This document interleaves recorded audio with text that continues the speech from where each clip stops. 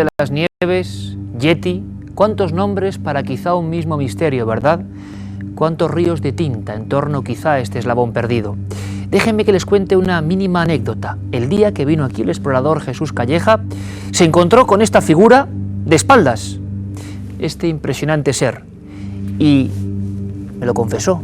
Le recorrió un calambrazo todo el espinazo, recordando el miedo que sintió porque él era uno de tantos que dice que lo vio, que estuvo frente a él de verdad. Tuvimos un debate impresionante, uno de los de más audiencia de la historia de Cuarto Milenio. ¿Quieren recordarlo? Aquí va nuestro dossier sobre el Yeti. Las montañas del Tíbet y Nepal son una tierra legendaria a la que han acudido exploradores y montañeros de todos los rincones del globo en busca de uno de los últimos rincones vírgenes del planeta que pueden reportar la emoción genuina de la aventura en estado puro. Allí, además de los lamas con poderes extraordinarios y las descomunales montañas semejantes a fortalezas de dioses antiguos, existe una leyenda de la que aún hoy se habla en voz baja, a medio camino entre el temor y la reverencia. Se trata del Yeti, el abominable hombre de las nieves.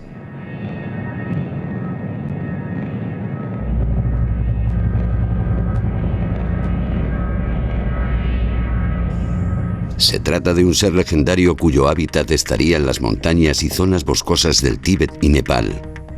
Los abundantes testimonios de quienes dicen haberse encontrado frente a frente con este ser nos hablan de un simio u homínido de gran talla y completamente cubierto de pelo. Su carácter es huidizo y demuestra una gran inteligencia, más allá de la que correspondería a un simple animal, aparte de algunas otras características curiosas, como la capacidad de silbar.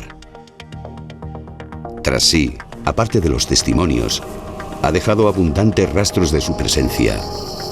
Se han tomado fotografías y moldes de sus huellas, se conservan rastros de pelo e incluso ha habido exploradores que han recogido excrementos que no se correspondían con ningún animal de la zona. Quienes avalan su existencia lo consideran un pariente lejano del orangután o el gorila de montaña. Incluso se ha especulado con la posibilidad de que se trate de alguna especie desconocida de oso capaz de desplazarse sobre dos patas. Sir Edmund Hillary, el primer hombre en escalar el Everest en 1953, dirigió en 1960 una expedición en busca del Yeti, cuyas huellas había podido contemplar durante su escalada al techo del mundo. Los expedicionarios estaban equipados con los últimos adelantos en cámaras, incluida una de fotografía infrarroja.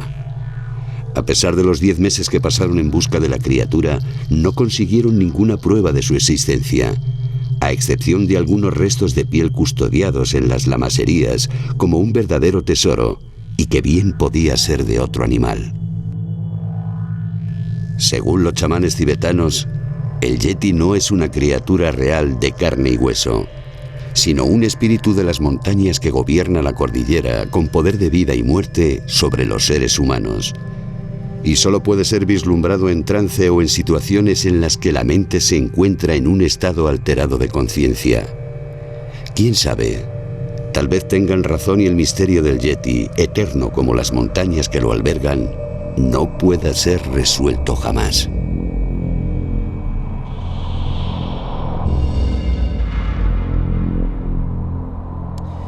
He aquí una de las fotografías, quizá la más célebre, de las pisadas del supuesto Yeti, y una reproducción. Es más, esta fotografía que les mostraba, junto al pico, ese gran dedo, esas proporciones casi monstruosas, eran de Eric Shipton, que decía en un libro, estos son los primeros libros editados en nuestro país sobre el Yeti, textualmente, como conclusión, este explorador decía: personalmente, creemos que en las estribaciones montañosas más o menos elevadas de Asia Central existe un gran ser antropoide de una forma desconocida todavía para la ciencia. ¿Tendría razón? Han pasado 50 años y seguimos haciendo la misma pregunta. Me gustaría presentarles al que va a ser compañero en esta casa, Jesús Calleja. Ha subido a los techos del mundo, habla la lengua del Nepal y va a presentar aquí en esta cadena Desafío Extremo.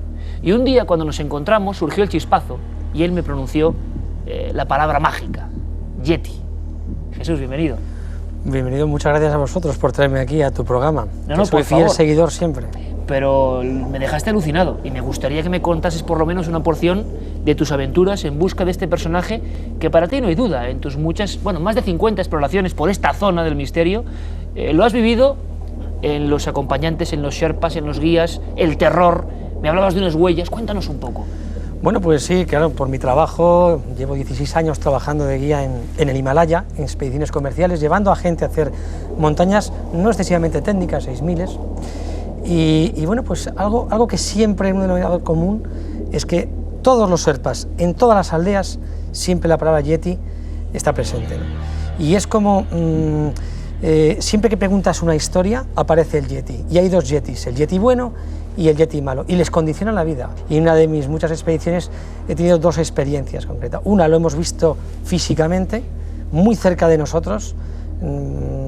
Fíjate que he tenido miedo hasta venir aquí a decirlo, porque quizá nuestro prestigio como alpinista, pues dices, es que voy a contar esto y luego no se van a reír de mí. Es la realidad. Pero es la realidad y es evidente y no la podemos obviar. Es decir, y además sé de otros alpinistas de renombre españoles muy famoso que han visto situaciones parecidas en lugares imposibles.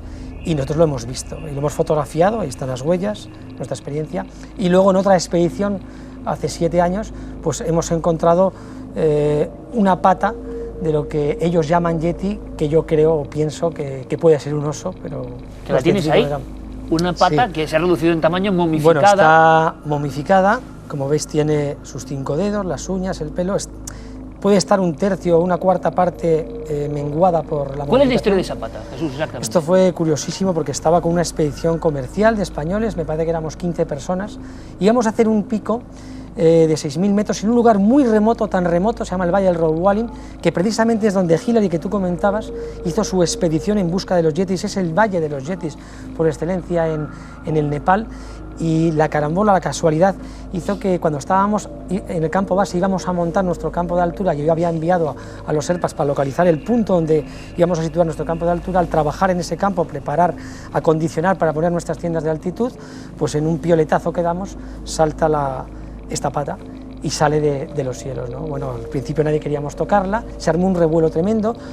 3 de los sherpas que estaban allí se marcharon, se negaron a continuar, porque encima en este valle tienen esta mentalidad sobre los yetis. Eran de Bedin, se llamaba la aldea. Tuvimos luego más problemas con otros 2 sherpas, al final tuvimos que contratar 5 mujeres sherpas para poder continuar con la expedición. Nadie quería llegar al pico. Bueno, fue al principio gracioso, simpático, me vino muy bien porque para los amigos, clientes, esto fue una nota curiosa y excepcional, pero luego fue un verdadero problema logístico poder continuar por culpa de esta pata, y además es negra, que es el yeti malo, que luego si quieres podemos comentar un poco qué pasa con el yeti malo. Menuda crónica, Jesús. Lo dejamos ahí en 2 apuntes, porque en unos minutos vamos a intentar descifrar un poco el enigma de la pata y de lo que vio Jesús realmente, porque el yeti es un tipo de oso desconocido, de animal, que se oculta en cierta zona remota, concreta, que solo conocen algunos exploradores, o es algo más, es algo casi humano.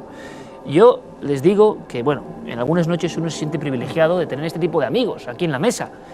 Luis Miguel Domínguez, también en esta casa, ha hecho sus excepcionales reportajes.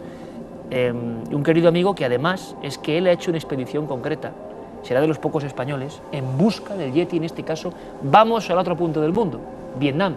En Vietnam, en el sudeste asiático. Buenas noches, querido Iker. Sí, después de los comentarios del doctor Vicente Urios, magnífico zoólogo valenciano, yo oí hablar de la presencia de un ser que se ubicaba en las selvas del sudeste asiático y concretamente en Vietnam. Allí trabaja el profesor Bo Cui y el profesor Viet de la Universidad de Hanoi desde hace muchos años en la búsqueda de un ser impresionante al que seguimos los pasos. Y claro, el gran misterio está en saber, y ahí está el kit de la cuestión, si se trata de un animal desconocido o de una forma humana no evolucionada. He de avanzarte ya que entramos en la provincia de Kon Tum, que allí hay un pico impresionante, el pico Ngoc Linh, una montaña impresionante en el centro de Vietnam, casi en la frontera entre Laos, Camboya y Vietnam, ahí en un triángulo impresionante donde prácticamente nadie había entrado. Allí estuvimos y pudimos hablar con muchísima gente que desde luego no nos hablaban del yeti. Allí se le conoce como el Uoi, así se le llama, el Uoi. Y parece ser que no es solo un individuo, Parece ser que se trata de un ser que va acompañado, que tiene familia. Es una de las primeras cosas interesantes. Siempre se habla del Yeti como el abominable hombre, mujer, es asexuado. ¿Qué le pasa a este ser? En el caso de Vietnam hablamos desde luego de un homínido, o al menos de un gran primate, que va en grupo, que tiene un pelo largo, que huele muy mal y al que llaman Huoi. En fin, ¿qué más decir? Quieren viajar, acaba de llegar del Congo. Creo que, bueno, todos los puntos cardinales del misterio de la zoología inexplorada, o de la antropología, quién sabe, están aquí representados. Otro querido amigo, hace muchos años además, que acaba de llegar además de uno de los puntos, bueno, peligrosos en el sentido de que nace el ébola y un sinfín de cosas ahí, buscando otro animal desconocido, el Mokele Mbembe, que será origen de otros programas. Hablaremos. Hablaremos. Nuestro querido compañero Fernando González Sitges, bienvenido, amigo. Muchas gracias, encantado de estar. Me alegra mucho aquí. tenerte aquí, porque he estado, incluso lo sabes bien, preocupado, porque precisamente brotó una epidemia de ébola cuando estabais allí y no podíamos conectar con vosotros, y aquí está. Sano y salvo. Lo intentamos, no pudimos, y yo, oyendo hablar a nuestros amigos aquí, sí que creo que puede ser, aunque ya hablaremos a lo largo del programa, que yo parto también de que hay especies conocidas que pueden ser origen de ese Yeti en ocasiones. Sí que creo que puede haber, tanto en el sudeste asiático como en la zona china, en la zona, de todo el Himalaya, de las montañas himalayas, sí que creo que puede haber un primate desconocido. Os contaré mi experiencia en China, en el Himalaya chino, en el Tíbet chino, perdona, lo que fue el encuentro con los monos de nariz respingona o monos dorados en mitad de una selva a 4.000 y poco metros de altura, 4.100 metros de altura, y realmente si lo ves en el crepúsculo se te levanta un macho 1,60 m más o menos a dos patas y es un mono realmente de facciones humanoides. Pues no me cabe la menor duda de que eso puede ser también una de las fuentes del Yeti, ¿no? Bueno, pues estos son nuestros invitados. Vamos a debatir sobre el Yeti, vamos a intentar identificarlo, vamos a viajar a través de la zoología, de la biología, de la exploración a diversos lugares del planeta donde se esconde su misterio. ¿Qué son estas huellas? ¿A quién pertenecen? Les dejábamos hace unos minutos con el testimonio de Jesús Calleja, el explorador en 4. Bueno, uno de sus desafíos extremos, como va a ser su programa, fue encontrarse con huellas como estas, parecidas a estas. Yo no sé la sensación, me hablabas de pánico en el grupo de personas, además personas acostumbradas a casi todo a esas alturas, pero aquello le tenían miedo de verdad. Bueno, son dos historias diferentes. Una surgió ya hace unos 12 años aproximadamente y intentábamos entrar en una de las zonas más remotas de Nepal, prohibida completamente a los occidentales, que es la zona del Mustang, pero en las cordilleras de los Brikuti, es decir, la cordillera montañosa que hace frontera con el Tíbet chino, que hay mucha disputa de fronteras y hay grandes problemas desde siempre, ¿no? Entonces, para poder entrar allí, tuvimos que ir con un permiso de topografía, que íbamos a topografiar esa parte del Nepal para cederla al gobierno nepalí, y a cambio teníamos que llevar un grupo de unos militares nepalíes y unos topógrafos, etcétera, y nosotros éramos los expertos, vamos a decir así, en montaña. Con estas premisas iniciamos aquel viaje fascinante de exploración por una de las partes más intocadas de Nepal, que continúa sin escalar, es decir, fuimos una vez y nadie más ha regresado, y en un lugar tan tremendamente aislado, donde además la cultura nepalí, que es cultura tibetana, notas que no tiene contacto ni siquiera con otras etnias locales, que es muy pura. En este lugar, ya muy al fondo, muy metido en las montañas, queríamos conquistar la montaña más alta y iniciamos una expedición. Ya habíamos montado el campo base y nos vamos hacia el campo 1. Y en este trayecto del campo base al campo 1, repito, en un lugar que nadie antes había entrado, ni siquiera nepalíes, pues a unos 50 metros nos da la sensación de que una gran roca se levanta y vemos, pues, como muy mimetizada en el terreno, era igual que el terreno que estábamos pisando, color marrón parduzco, se alza una figura gigante, decías unos 60 antes, esta era mayor, y nos sorprende porque se yergue sobre las patas traseras y empieza a correr, y nos quedamos absolutamente petrificados. Los sherpas que llevaban el doco, este cesto donde llevaban todas nuestras cosas, la comida, el material para montar el campamento, etcétera, lo tiraron todo, echaron a correr en dirección contraria, empezaron a gritar el Yeti, Yeti, pensamos que era una broma de mal gusto, ¿dónde está la cámara oculta? Y efectivamente nos quedamos clavados mirando esa figura, cómo echa a correr hacia arriba, y lo más sorprendente es que corría sobre las patas traseras. En ningún momento nos dio la sensación que apoyara las patas delanteras como apoya un oso. Puede ser que a lo mejor la inclinación del terreno nos diera esa sensación y él apoyara en algún momento, pero realmente era impresionante cómo se quedó erguido y a qué velocidad corría, y nos quedamos... No se parecía, Jesús, a nada de lo que tú habías A visto nada. antes. Es difícil identificar, porque antes el dibujante me decía, ¿se parece a esto? ¿Se parece a esto? He encontrado esto en internet. Y yo, no se me parece a nada que yo anteriormente hubiera visto. Y lo vimos Detalle por detrás. importante, Jesús, que has hablado del dibujante, y tenemos el lujo además de contar con José Julio Gómez, acostumbrado además a hacer todo tipo de retratos robot, y vamos a intentar buscar también el perfil, el retrato del Yeti, gracias a su ayuda. Y lo que te digo, esta figura, estuvimos viéndola durante 10 minutos, y luego paraba, nos daba la sensación que se giraba, porque también el sol nos daba de frente, había hielo, nieve y nos deslumbraba, y nos observaba, y nosotros empezamos ya a reaccionar. Oye, vamos a ver qué es esto, ¿no? Empezamos a caminar a un cierto paso, rápidamente tuvimos que bajar el ritmo porque la altura no nos dejaba continuar, y llegamos a sus huellas, y cuando llegamos a las huellas todavía continuábamos viendo la figura, él también paraba, y luego continuaba, hasta que ya en un momento determinado dejamos de verlo. A partir de este momento, ninguno de los Sherpas quiso continuar, nos daban por cancelada la expedición, tuvimos que pagar una fuerte suma de dinero, regalarles material nuestro, prometerles lo que no te puedes ni imaginar, no sé cómo, del miedo, del pánico que tenían. A partir de ahí todo fue seriedad, y cuando llegamos al campo 1, los Sherpas, que son gente recia, acostumbrada a la altitud, a la dureza de las montañas, a todo lo que te puedas imaginar, no querían dormir solos, y se metieron los tres en una tienda de uno prácticamente, y nosotros hicimos lo mismo que ellos, nos metimos los tres que íbamos en la misma tienda, y nos sobraban tiendas porque estábamos literalmente muertos de miedo, todos. No pegamos ojo, y especialmente los Sherpas, fue sorprendente su reacción, y a partir de ahí empezaron a contarnos historias de los yetis. Ellos identificaban lo que habíais visto tenían claro, con el Yeti, lo tenían claro. Nosotros nos reíamos, nosotros decíamos, ¿qué va a ser un Yeti? Será, dijimos, un gorila. Ni siquiera habíamos pensado en aquel momento que era un oso. Luego, a partir de este momento que hicimos nuestros trabajos un poco de investigación, he hablado contigo además, nos da la sensación de que puede ser un oso, como en el libro de Reinhold Messner, pero con unas características específicas. Es un oso que camina como un orangután de un gran tamaño. Para ellos es una figura humanoide, no de este mundo, que aparece cuando va a haber un presagio de algo malo va a ocurrir, o cuando va a haber un buen acontecimiento. Eso es lo que ellos nos comentaron, y a partir de ahí, pues bueno, ya iremos en este debate. Un elemento también espiritual para ellos, en torno a esta figura que trae la mala Hombre, noticia. Porque uno lo primero que piensa es por qué asustarse tanto. O sea, quiero decir, este animal tiene por qué es carnívoro, este ser. Puede ser vegetariano. Una jirafa es enorme y come hojas de acacia, ¿no?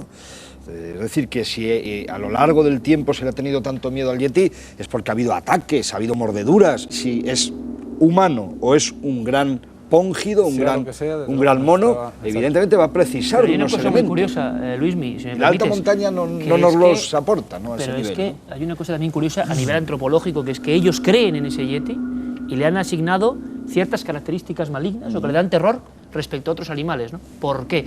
Ha mencionado Jesús una palabra de un célebre explorador, Messner, y Messner fotografió una serie de animales que para él son el Yeti. Sí, ellos, en el libro que se llama Yeti, precisamente, que escribió, vienen algunas fotos que son bastante significativas, y curiosamente una de ellas además es una huella, una pata de un oso exactamente como la que tenemos encima de la mesa. Y él lo que sostiene, cuando lees la novela, es que... ¿Puedes mostrarla? Sí. A ver, ¿en qué cámara? Que ese tipo de osos... O sea, la huella, si le dais la vuelta, ahí la tenéis, es prácticamente un poco esta. Es un oso tibetano, un oso de los Himalaya, muy peludo, con un collar muy significativo.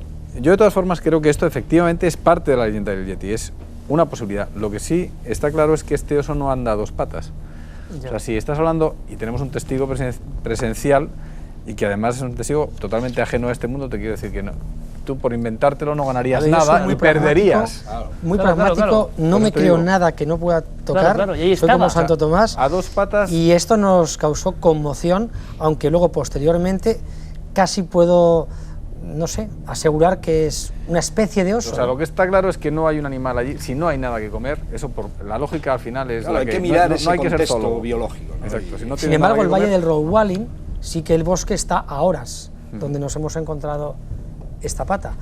Y también el yeti en el Ladakh, que tengo buenos amigos, mi mejor amigo es ladakí, sabéis, el Ladakh es la parte norte de la India, frontera con Tíbet, con Pakistán, es Tíbet, simplemente separado por fronteras, pero es Tíbet, y allí también se encuentra lo que ellos llaman el landé, en la zona de Ladakh, justo del otro lado de la frontera en Pakistán lo llaman el easu. Correcto. Y también existe easu y landé blanco, bueno, easu y landé negro, malo. ¿Por qué? Con esa gran distancia de por medio. Claro, pero ahí está la gran pregunta, Luis, y tú has ido a Vietnam, claro, es que... y de repente, vamos a ver, ¿por qué diferentes culturas de personas que viven en la naturaleza durante generaciones creen en eso e identifican eso con esa visión que tú no has vuelto a tener? Si fuera tan habitual, cualquiera sería el yeti, ¿no? Iker, cuando los primeros misioneros llegaron a Amazonia, por ejemplo, a la Amazonia brasilera o a Colombia, o a las zonas de selva, y vieron a los indígenas, a las diferentes etnias, por ejemplo, esta pulsera que yo llevo de los Guaymirí Atuari, ¿no? Los Guaymirí Atuari se comen monos, es una de sus comidas favoritas. Cuando tú ves un mono en una cacerola, sin pelo, automáticamente piensas en un niño. Siempre los misioneros dijeron que eran caníbales, que comían niños. Hemos tenido que ir nosotros y con todo el cariño comernos aquel mono, porque estamos ahí con esta gente maravillosa viviendo ese periodo para comprobar cómo nos parecemos. No hay que buscar ese miedo, esos mitos, esas leyendas en animales ajenos a la zoología que ya conocemos. La palabra orangután en su matriz quiere decir hombre de la selva. Orangután, el hombre de la selva.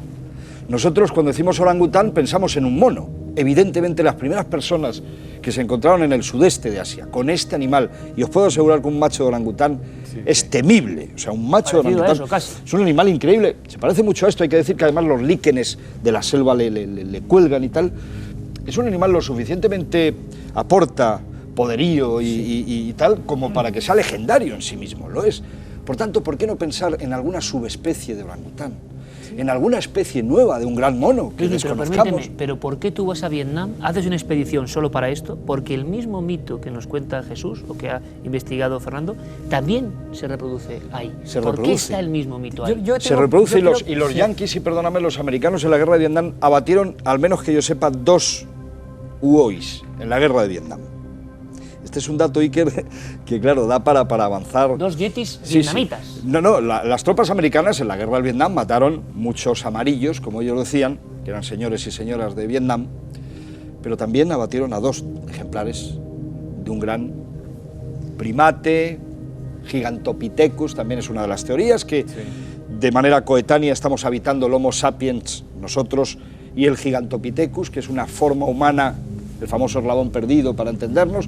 Hay algunas teorías, algunos artículos muy interesantes, pero en todo caso las tropas americanas abatieron, parece ser, este es secreto de Estado, desde luego en Vietnam, a mí me costó casi la cárcel, bueno, de hecho estuvimos en Van Dom, en la cárcel, por entrevistar a periodistas vietnamitas y a gente que llevaba trabajando muchos años en esta materia, porque es secreto de Estado absolutamente. Sí, o sea, en Vietnam es secreto de Estado el tema del Huoi. El yeti existe en Vietnam. Ahora, ¿el yeti es un humano con pelo primitivo o es un nuevo mono diferente, primate que desconocemos? Hay mucha gente que tú le enseñas fotos de monos que la ciencia ya tiene catalogado, clasificado y perfectamente estudiado. Estos mismos monos de nariz respingona, algunos tipos de langur, enseñas las fotos y te quedas impresionado. O sea, la gente que no los conoce pensarían, les puedes decir que es el yeti, entonces ya le dices, mira, hemos fotografiado al yeti. Y les parece como la gran noticia. Luego les dices que es un langur en vez del yeti y se diluye la noticia. No sé por qué, porque es igual de interesante una especie nueva, la llames yeti, la llames orang pendek o la llames langur. Y una pequeña cosa, hay fotografías de un hombre encerrado en una especie de gigantesco témpano de hielo que se expuso en diferentes lugares del mundo. Se habló también de fraude. ¿Supiste alguna cosa más de esto? Al final son elementos que se acaban perdiendo y nadie sabe si hay pruebas reales. Esta fotografía es de un millonario norteamericano y parece ser que este es uno de los seres que proviene de Vietnam. Parece ser... Sí, parece ser que esta historia... Este animalito, o este ser humano extraño, fue paseado de feria en feria por Estados Unidos durante mucho tiempo, cayó en manos de un ricachón de Estados Unidos, no sé si de Michigan o de Arkansas, de algún sitio de estos, que se lo compró a alguien del ejército americano. Los helicópteros del ejército de los Estados Unidos sacaron 2 ejemplares abatidos a tiros, congelado totalmente. Sinceramente yo creo que claro, aquí insisto en que, claro, la leyenda se repite, tú tienes una teoría que ahora nos vas a contar, pero es que el ser humano es así. Yo creo que el romanticismo que aporta esta historia es precioso, pero los que estamos en el mundo de la naturaleza sabemos que todavía no conocemos ni la mitad de la mitad de la mitad de la biodiversidad de este planeta maravilloso. Por lo tanto, el buey que tú perseguías con tus equipos en Vietnam, en tu opinión, ¿qué era? Existe sin duda alguna. ¿Qué es? Desde mi punto de vista, fíjate, hay registros fósiles de orangután en Vietnam, ya no quedan orangutanes allí, está ubicado en algunas zonas de Borneo y demás, en la zona continental, digamos, de lo que es el sudeste asiático no existen ya orangutanes, pero en Kontum y concretamente en las selvas de Ngoc Linh, que es donde se ubican todas las historias de este animalito, que es donde yo me metí, no cabe ninguna duda que pueden existir todavía poblaciones de orangutanes o de especies todavía más grandes, más enormes. La gente de allí habla de un pelo rojizo, a mí me hablaban siempre de un pelo rojo, muy similar a este ser que ha hecho nuestro buen amigo, el artista del programa, ¿no? Un animal así, insisto que iba en grupo, que ese es un dato distinto al que estamos oyendo hablar del Himalaya y demás, donde se acentúa la parte romántica. Cuando César Pérez de Tudela habla de los ojos tristes de ese ser, de alguna manera está hablando de él, del abominable hombre de las nieves. Perseguido y solitario. Yo estoy hablando de un grupo de animales. Denominador común de todo lo que nos ha pasado o lo que hemos oído es que se localizan en lugares tan tremendamente aislados, de tan difícil acceso, tan complicados, que puede ser un hábitat natural para estas especies que todavía están evolucionando, sea lo que sea, llamémosle una especie de oso que camina como un gorila, un humanoide. En definitiva es una especie, un mamífero de este planeta que se refugia en los últimos reductos donde nadie les puede molestar. Y además, como en esos lugares están tan poco habitados y viven etnias como por ejemplo los tibetanos del Mustang, que son 4 pelagatos en mitad de esa inmensidad de valles y de montañas, pues cuando esta figura aparece, que convive con ellos, siempre da lugar a un mito, a una leyenda, a una mitificación, a ensalzar esa figura. Es muy interesante, Jesús, es precioso, porque yo creo que esa conclusión es maravillosa. Yo te digo esto porque tanto en Pakistán, la zona de Ladakh, del Zaskar, de Nubra, del Mustang en Nepal, donde yo he tenido estas experiencias con estos yetis, siempre es un lugar tremendamente aislado, fuera totalmente de las rutas convencionales. Yo me canso de contar y me divierte además contarlo para que... En China pasa lo mismo, por cierto. En China igual pero en todo el mundo, o sea, lo que generalmente tenemos en las ciudades, sobre todo en las ciudades más occidentales y más desarrolladas, tendemos a pensar que está todo descubierto y basta que viajes un poquito para que te des cuenta que queda, pero queda, como bien decías antes, queda por descubrir todo, que sí, que estamos en el siglo XXI, que la tecnología, lo que tú quieras. Yo he estado en el Congo y te prometo que estaba en la edad de piedra, o sea, allí no funcionaba ni el teléfono, hemos intentado localizarnos. Y la gente que hay allí que no tiene contacto con todo esto que nos rodea... Hablan de el último dinosaurio vivo y lo cazan. Sí, no, pero es que te hablan de él como, o sea, el Mokele Mbembe, que ya hablaremos en su día, pero te hablan, pues como yo puedo hablar de un corzo en la sierra de... Claro, esa naturalidad es la que sorprende. Yo en Vietnam exactamente igual, la gente, hombre, sí, el Woi. Es un fenómeno real, ¿no? Es un fenómeno real, no cabe ninguna duda. A mí no me cabe ninguna duda. El profesor, fíjate, el profesor Bo Quy, concretamente, es un gran zoólogo de Vietnam, que es la persona que ha hecho la lista de vertebrados amenazados de la UICN de Vietnam. Estamos hablando de científicos serios que tienen conocimientos de zoología y de mastozoología suficientes como para saber distinguir el grano de la paja, pero evidentemente el matiz está en si es un ser humano anterior a nosotros o si es un animal. También decirte con claridad, Fernando, yo llevo muchos años ya trabajando en la Amazonia brasilera, donde al menos que sepamos hay 55 grupos humanos, indios, indígenas, sin contactar absolutamente. Hay una cosa que me parece muy importante, para mí, y imagino que para muchísimos, bueno, para los cientos de miles de amigos que ahora conectan con nosotros, diferentes partes del mundo, diferentes exploradores, cada uno con su categoría científica y de explorador, de viajero, de naturalista, de zoólogo, de biólogo. Hay una cosa que no cabe duda: el Yeti existe. ¿Qué es? Hay que identificarlo. Pueblos de diferentes conductas, pareceres, creencias, creen en esto. Y un detalle que es interesantísimo: la sensación, hablábamos hace un tiempo del Mothman como aparición que surgió en Estados Unidos como un extraño animal, traía una mala noticia. traía un mal presagio. La figura del dios oscuro que viene a contar que algo malo va a pasar. Ocurre también, como tú decías, con los yetis. Esto me parece curiosísimo. Es más, el sirdar de la expedición, que es el jefe de porteadores, vino preocupado, señor, tengo que hablar con usted. Esta expedición tiene mal augurio, no debemos de continuar, algo va a pasar, no es correcto que sigamos, por favor, continuamos y salgamos del valle por el Tepsi-Lapsa, que es uno de los valles más complicados de atravesar, un paso natural en el que hay que equipar más de 200 metros de cuerda fija, lleno de grietas, es un sitio muy complicado, peligroso, donde la gente muere cuando intenta pasarlo. Esa es nuestra única salida natural después de escalar esta montaña que se llama el Randung Go en el Rowallen. Bueno, pues el presagio decía que esto iba a acabar mal. Y además te lo cuentan en una situación que te acojona y te mete miedo. La conclusión fue que no conseguimos llegar a la cima del pico. Era un 6000, en teoría asequible. Yo lo había hecho anteriormente. Se nos puso imposible. El día que dormimos, donde estaba la famosa pata, se desencadenó la tormenta de las tormentas. En el Tepsi-Lapsa nos pasó lo que no te puedes ni imaginar. Quedamos bloqueados, aislados, nos atrapó el viento, no sabíamos cómo solucionar la situación, nos llevó las tiendas de campaña, el viento nos las arrancó de cuajo, tuvimos que salir por la noche.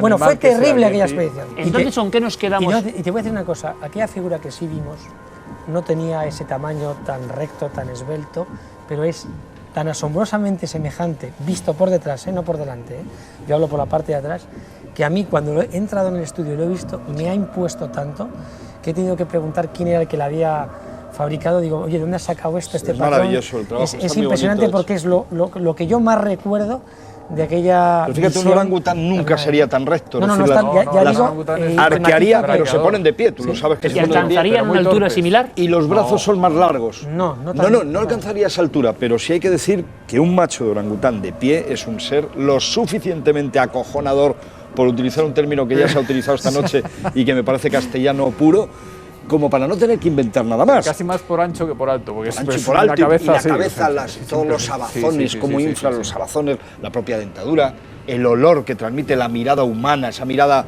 que te pregunta, ¿no? Un orangután, yo que soy agnóstico practicante, es el único que me ha llevado al territorio de la creencia, ¿no? Siempre la mirada de un orangután, cuando se te queda mirando y te pregunta, ¿no? Y ese aspecto humanoide es el que yo creo que aporta al personal nerviosismo y no nos gusta sentirnos observados por un ser que no es de los nuestros, pero que se parece mucho. Pues por desgracia, queridos amigos, no tenemos más tiempo. Es que esta noche hemos estado casi como si fuéramos sherpas, subiendo por una montaña, la montaña colectiva de la televisión, junto a una pequeña hoguera, escuchando historias de personas que me hablan, por ejemplo, del Gran Pendek, de China, escuchando historias que seguro que son quizá la primera vez que se escuchan a nivel popular del Huoi en Vietnam, y hemos escuchado también a otro querido amigo explorador hablar del Yeti en las zonas más remotas del planeta. Todos coincidimos en una cosa que yo creo que es sumamente interesante. Existe el Yeti. ¿Qué es? Será origen de otro debate, ¿nos parece? Pues claro que sí. Fernando González Siches, querido amigo de Explora, gracias por unirte como siempre en esta tercera temporada de La Mesa del Misterio. Gracias a vosotros, encantado. ¿Qué decir? Luis Miguel Domínguez, ¿qué historias el Huoi? A partir de ahora un nuevo nombre, seguiremos buscando la zoología, la antropología, los mitos, que como decíamos hace unas semanas con el Saetón, son cultura profunda que hay que preservar. Gracias, Luismi, como Muchas siempre. Gracias a ti. Y Jesús Calleja, qué decirte, que mil gracias por traernos documentos, fotografías, la historia, la maravillosa historia de Zapata y además muchísima suerte, compañero.